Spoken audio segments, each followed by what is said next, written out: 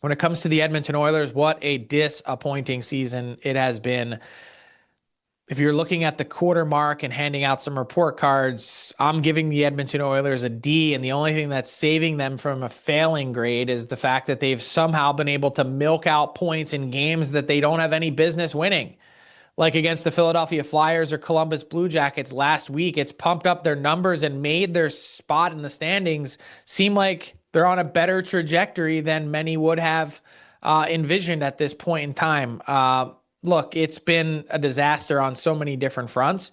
And we talked very early on in today's show about the idea of the over-reliance that the Oilers forwards have had on Connor McDavid and Leon Draisaitl. Believe it or not, if you look back over the last 10 years, the Oilers have gotten fewer points and production out of the bottom half of their lineup this year than any other year in the McDavid and Draisaitl experience, which is kind of hard to believe. When you talk about a net goal share so far this season with the Oilers, McDavid and Draisaitl on the ice versus off of it, they've been outscored 30-9 so far this season with Connor McDavid and Leon Draisaitl off the ice.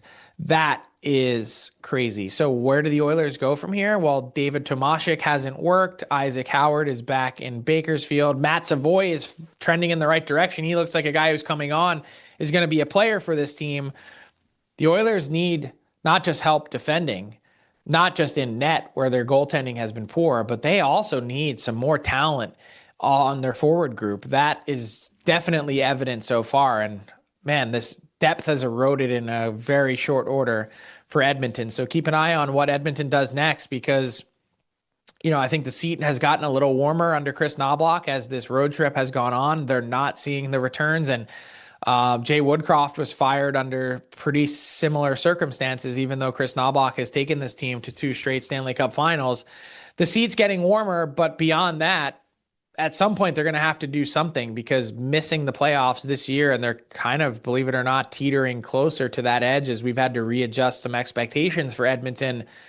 It's been ugly. How do they find their way out of it? How do they find more skill? Stan Bowman has his work cut out for him. He's tried to find solutions. David Tomashek's the Swedish leading scorer last season. He's barely played. And so trying to find diamonds in the rough, that hasn't been it either. They're going to have to make some tough decisions, as the Edmonton Oilers are tied with the Calgary Flames, believe it or not, for regulation wins so far this season. They both have just 4, and Calgary has played 1 fewer game so far this season, and Calgary is at the bottom of the West standings alongside St. Louis.